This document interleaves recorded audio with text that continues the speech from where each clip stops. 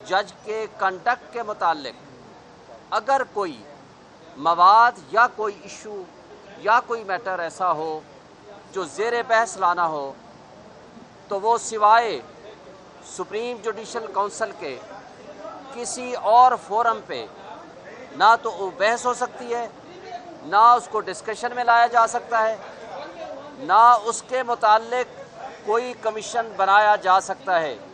ये आर्टिकल 209 की खिलाफ वर्जी है, आइन के मुख्तलिफ प्रोविजंस की खिलाफ वर्जी है। आर्टिकल 14 और उसके साथ हमारा एक मुतालबा और था कि आर्टिकल 14 के तहत जो राइट है इंसान का बुनियादी हक है, right to dignity, right to private life, privacy, वो मुतासर नहीं की जा सकती। और उसको मुतासर करना हो तो उसके लिए एक कानून मौजूद है 2013 का।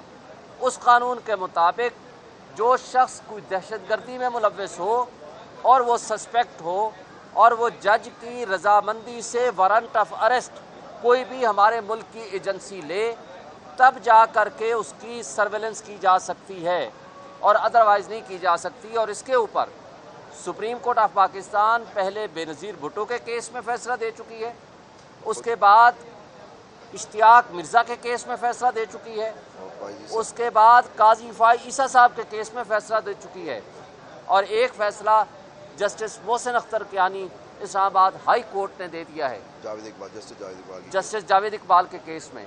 तो इस तरह का जो illegality on the face of it जो नज़र आ रही थी वो हमने हाईलाइट की है, और ये आज़ाद अदलिया के तसव्वुर के मनाफी है। और अदलिया को अंडरमाइन करना, उनको ज़ेर बहस लाना और उनके ख़िलाफ़ प्रोसीड करना, मकसद सिर्फ ये था कि किसी तरीके से हम जुडिशरी को अटैक कर सकें। और एक बात सिर्फ मैं करके अपनी बात ख़त्म करूँगा कि ये उस वक्त शुरू हुआ कि जब 8 फरवरी को Islamabad high court bar association ने अपनी पहली पटिशन फाइल की थी, कॉन्स्टिट्यूशन पटिशन नंबर 1, कि 90 डेज़ में इलेक्शन होने चाहिए पंजाब और KPK में। और इस्लामाबाद हाई कोर्ट के बार की तरफ से हमारे जो वकील साहब थे जो रिप्रेजेंट कर रहे थे हमें, वो मिस्टर आबिद ज़ुबैरी साहब थे जो प्रेसिडेंट हैं सुप्रीम कोर्ट बार एसोसिएशन के। फिर 16 तारीख को 16/2 को 2 मुअज़्ज़ज़ जज साहिबान ने इस पर रिकमेंड किया कि इस पर सुओ मोटो नोटिस होना चाहिए, और 16 तारीख को ही ये ऑडियो लीक्स होती हैं, और 16 तारीख को ही उनमें से एक जज साहिबान के बारे में ऑडियो लीक की जाती है। 16 तारीख को ही प्रेस कॉन्फ्रेंस करते हैं इंटीरियर मिनिस्टर साहब और इन ऑडियो लीक्स का वो सहारा लेते हैं। तो ये वो सारी इलीगलिटीज़ थी जो हम समझते हैं कि सुप्रीम कोर्ट में एक मैटर सब जुडिस से उसको ख़राब करने और सुप्रीम कोर्ट को स्कैंडलाइज करने और वकला को स्कैंडलाइज करने की नीयत से ये क्रिएट किया गया, ये सारा का सारा ड्रामा रचाया गया। Thank you. शॉर्ट ऑर्डर आज करेंगे, अभी जुमा के बाद किसी भी वक्त शॉर्ट ऑर्डर आ जाएगा, बाकी फाइनल बहस उसके बाद होगी। अगर ये जो कह रहे हैं कि अगर ये गलत करार दे दिया जाता है, इसको स्टे दे दिया जाता है, तो आप क्या समझते हैं कि जो कमीशन बना है उसकी क्या हैसियत होगी?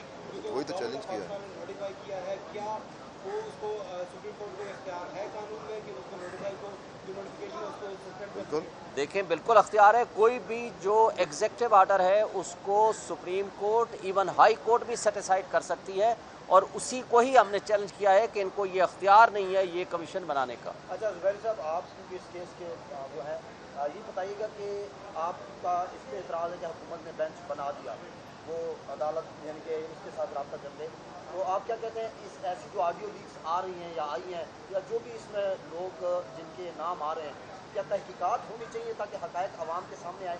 देखिए ये मैं आप देंगे जवाब, मैं दूँ दे दें इसका। देखिए मेरा ये नहीं है मुद्दा, मेरे जो बात मेन जो बात है कि ये ऑडियो लीक्स कर बना कौन रहा है, ऑडियो लीक्स कर कौन रहा है। देखिए ये तो बात की बात है, इन्वेस्टिगेशन वगैरह ये बात की बात है।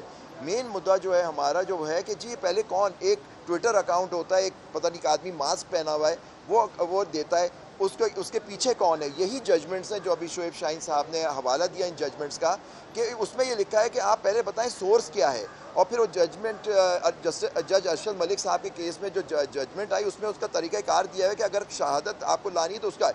लेकिन ये कर ही नहीं सकते, ये आर्टिकल 14 की एक टेप नहीं कर सकते, और इस तरह से उनको रिलीज़ करके पैमरा के भी इसमें बहुत बड़ा मैं कहता हूँ बहुत बड़ा फेलियर है और जुर्म है उनका कि वो इसको दिखाते हैं। हाई कोर्ट्स के फैसले हैं कि आप इस तरह से नहीं दिखा सकते, लेकिन हर इंसान के बारे में टेप करके और उसको कर लेते हैं। और इसकी क्या ऑथेंटिसिटी है कि ये वो टेप सही है, ये भी तो मालूम करना है कि डॉक्टर्ड है और इसका क्या वो है। और सिर्फ जिनके टारगेट किया जाता है उनके आते हैं, जो उससे पहले जो टेप्स थे उनके बारे में क्या हो रहा है। तो ये सारी चीज़ें जो हैं, ये इसमें ओरिजिन ही ठीक नहीं है। ओरिजिन मेरा जो केस है कि ये ओरिजिन, ये जो टेपिंग है दैट इज अनकॉन्स्टिट्यूशन इलीगल। और जो इस तरह की टेपिंग करेगा वो फेयर ट्रायल एक्ट 2013 के मुताबिक वो मुजरिम होगा, 3 साल की सजा होगी, 3 साल की और सजा पीका भी, होगी। और पीका ऑर्डिनेंस के तहत हवाला दिया गया है और खुद अपने केस में खुद पेश हुए थे।